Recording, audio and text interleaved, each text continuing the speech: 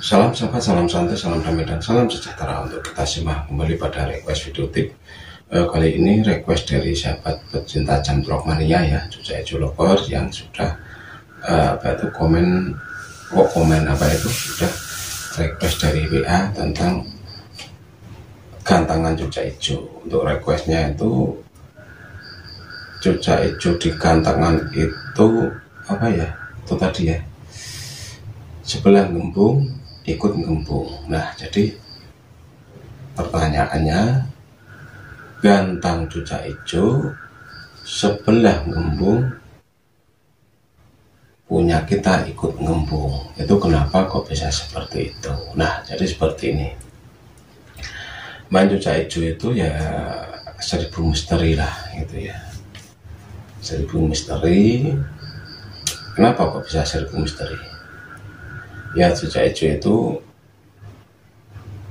terkadang ya tarungnya sudah enak, hiper, jamtrok, bongkar isian, di akhir penjurian dia didis ekor, gagal, nggak bisa juara. Terus di awal sampai tengah enak ya, enak kerja, bongkar isian, nggak didis, sebelahnya melet, birahi, punya kita ikut melet. Biasa itu terjadi pada Cuca Ijo. Terus saat lomba di awal sampai tengah, bahkan mau sampai akhir enak, nggak ada kesalahan, yang di sampingnya atau belakangnya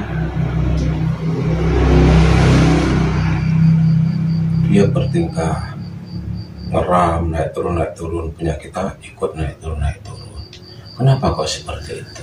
Ya, memang mau tidak mau kita harus menerima kekurangan dari yang namanya Cuca Ijo. Memang Cuca Ijo itu adalah tipe burung yang mudah sekali menimpali suara burung lain serta mudah mengikuti apa yang ada di sebelah burung itu, khususnya burung sejenis. Jadi kalau Cuca Ijo lover ya, yang sudah tahunan bermain Cuca Ijo mungkin tidak kaget dengan hal-hal seperti itu. Contohnya ya, yang sebelah didis ikut didis, yang sebelah gembung ikut gembung, yang sebelah naik turun ikut naik turun, dan yang lainnya. Memang Cuca Ijo itu sukanya mengikuti apa yang ada di sebelah kanan kiri maupun di depan belakangnya saat burung itu dilombakan itu. Jadi sudah tidak asing lagi ya, untuk sahabat semua mau nggak mau juga harus bisa menerima, karena itu adalah kekurangan daripada Cuca Ijo. Tidak hanya sahabat semua yang mengalami, Om Bro pun sering mengalami ya, enak bongkar isian, kerja hiper, yang sebelahnya naik turun, ada hasil punya Om Bro juga ikut-ikutan dan akhirnya kena penalti ya, diskualifikasi karena ngelantai, ikut turun ke lantai. Ya kecewa, tapi itu adalah kelemahan dari Cuca Ijo yang harus bisa kita terima. Terus bagaimana cara solusi terbaiknya agar Cuca Ijo itu tidak ikut-ikutan Cuca Ijo lain yang melakukan kesalahan? Meskipun itu bisa diminimalisir, tapi tadi Om Bro sudah sampaikan kalau kekurangan Cuca Ijo itu seperti itu, kita harus bisa menerima ya. Tetapi itu bisa kita minimalisir dengan cara Cuca Ijo yang akan kita lombakan itu benar-benar sudah fit ya, dalam kondisi 100% fit. Artinya fit di dalam kesehatan dan stamina dari burung itu sendiri. Tapi kalau burung kita kok stamina bagus, atau kondisi di kesehatan yang bagus, ya jaranglah mengikuti burung seperti itu. Jadi yang pertama harus Anda semua lakukan agar tidak ikut-ikutan melakukan kesalahan saat lomba. Yang pertama yang Anda lakukan yaitu kesiapan dari burung itu benar-benar Anda perhatikan ya, sehat dari segi kesehatan, stamina dan yang lainnya. Terus yang kedua, pilihlah nomor gantangan yang dimana gantangan tersebut itu tidak dihuni oleh burung-burung bahan. Karena biasanya kalau burung bahan atau burung-burung yang dilombakan pada awal-awal, dia memilih di pinggir dan di tengah. Nah, dengan kita mencari celah tersebut, mungkin cuca-cuca kita akan aman ya. Tetapi yang namanya gantangan kita kan nggak tahu ya. Kita membeli tiket nomornya, tapi sebelahnya dengan siapa kita kan nggak tahu. Jadi ya seperti itu nasib mungkin ya. Nah, sebelum berlanjut ke video tip pembahasan ini, mohon maaf ya karena ini dilakukan pada malam hari. Untuk proses pembuatan video tip ini kan malam hari sekitar jam 1 malam, dan kebetulan di tempatnya Om Bro itu suka hujan ya, atau sudah memasuki musim hujan, jadi banyak sekali kodok.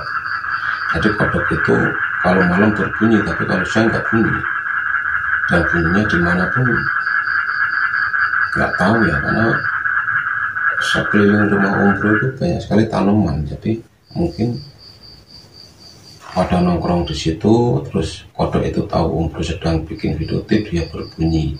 Jadi mohon maaf apabila terganggu oleh suara kodok gitu ya. Tetap fokus pada video tip yang Om Bro sampaikan ya. Kita kembali ke tema kita, yaitu tentang ikut apa tadi ya, ikut balon ya, ikut ngembung sebelahnya, saat lihat sebelahnya ngembung. Nah, antisipasi atau pencegahan yang bisa kita lakukan, yaitu yang pertama tadi ya, kita melihat kesiapan kesehatan dari burung kita sendiri. Kalau burung kita fit, mungkin dia tidak akan mengikuti meskipun dia lawan yang ada di sebelahnya itu ngembung-ngembung. Bahkan banyak sekali terjadi apabila burung yang di samping atau di depannya itu ngembung, punya kita itu malah kejarnya luar biasa. Karena apa?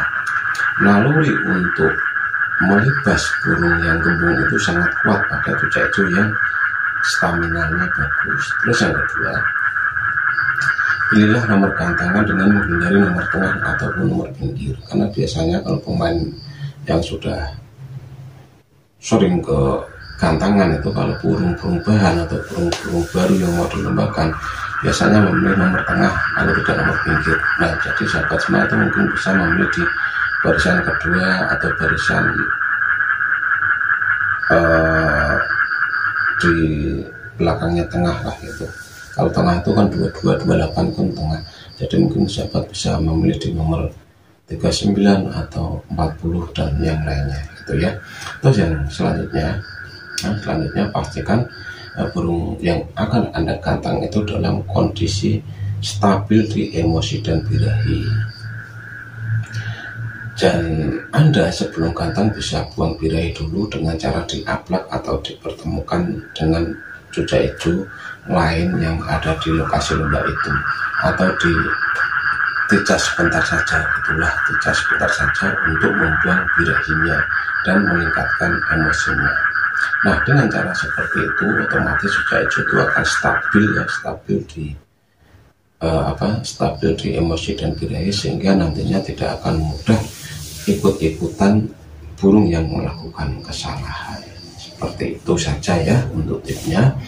Sekali lagi mohon maaf kalau terganggu dengan suara kodok. Om Bro sendiri juga tidak tahu kodoknya di mana, tetapi suaranya memang panjang sekali ya. Kalau siang nggak bunyi, tapi kalau malam saatnya video tip dibuat malah dia berbunyi. Jadi mohon maaf dengan kehadiran kodok gitu ya. Nah, hanya itu informasi singkat dari Om Bro. Semoga apa yang sudah Om Bro sampaikan ini bermanfaat. Salam.